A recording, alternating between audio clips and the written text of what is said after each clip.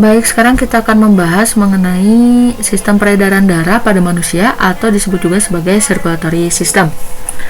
Berbicara mengenai sistem peredaran darah manusia, erat kaitannya dengan sebuah organ, yaitu jantung ya. Dimana jika kita merentangkan tangan kemudian melipat tangan kanan kita ke arah dada, maka kita akan temukan posisi jantung, yaitu di dalam rongga dada sebelah kiri. Jantung itu besarnya sekepalan tangan kita. Nah, jantung juga selalu berdenyut selama kita hidup karena jantung memiliki ototnya sendiri yang bekerja tanpa kita sadari.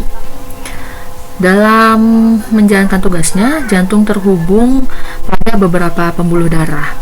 Ada beberapa jenis pembuluh darah.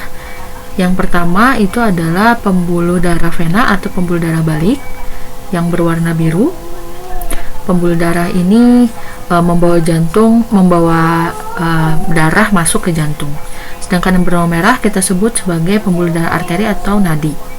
Ya, pembuluh darah vena atau pembuluh balik, kemudian pembuluh darah arteri atau nadi. Di antaranya ada pembuluh kapiler yang merupakan pembuluh darah paling kecil. Nah, jadi secara umum darah dipompa jantung, keluar jantung melalui nadi, kemudian masuk lagi ke jantung melalui vena atau pembuluh balik. Kalau kita lihat lebih dekat, ini adalah morfologi jantung. Ada bagian serambi, ada bagian bilik. Yang atas itu kita sebut serambi, yang bawah bilik. Ini adalah serambi kanan, di sebelahnya ada serambi kiri. Kemudian di bagian bawah itu ada bilik kanan dan ada bilik kiri. Di antara serambi kanan dan bilik kanan dipisahkan oleh sebuah katup yang dinamakan katup tricuspidalis. Sedangkan di antara bilik kiri dan serambi kiri itu dipisahkan oleh sebuah katup disebut mistra valve atau katup bicuspidalis. Kemudian ada katup aorta, juga ada katup pulmonalis.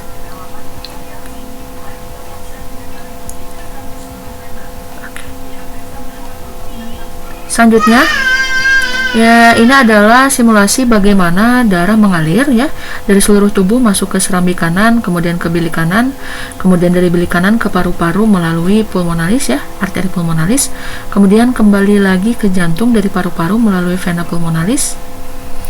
Nah, ini kita bahas satu-satu lebih detail. Darah bersih ya atau yang banyak mengandung oksigen dari paru-paru itu kembali ke jantung melalui vena pulmonalis, satu-satunya pembuluh vena yang membawa banyak oksigen. Kemudian ke bilik kiri. Bilik kiri adalah bagian jantung yang memiliki otot paling tebal. Kenapa? Karena dia bertugas untuk memompa darah ke seluruh tubuh melalui aorta. Nah, ini darahnya sekarang masuk ke aorta, pembuluh nadi paling besar. Kemudian setelah melewati aorta, maka darah dipompa ke seluruh tubuh melalui pembuluh nadi atau arteri. Nah, nutrisi dan oksigen disebarkan ke seluruh tubuh untuk digunakan.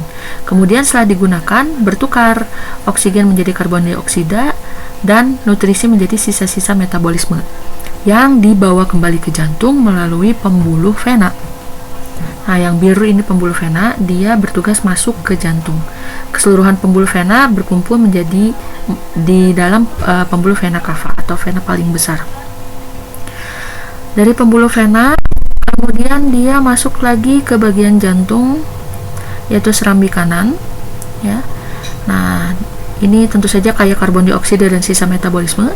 Kemudian dari serambi kanan ke bilik kanan. Ya, dari bilik kanan itu kemudian ke paru-paru melalui arteri pulmonalis, satu-satunya pembuluh arteri yang membawa banyak karbon dioksida. Oke, nah kemudian berulang ya di paru-paru ini terjadi pertukaran gas antara karbon dioksida dan oksigen, sehingga darah yang dibawa kembali ke jantung itu sudah mengandung banyak oksigen. Oke. Baik, itulah penjelasan mengenai peredaran darah manusia. Terima kasih banyak atas perhatiannya.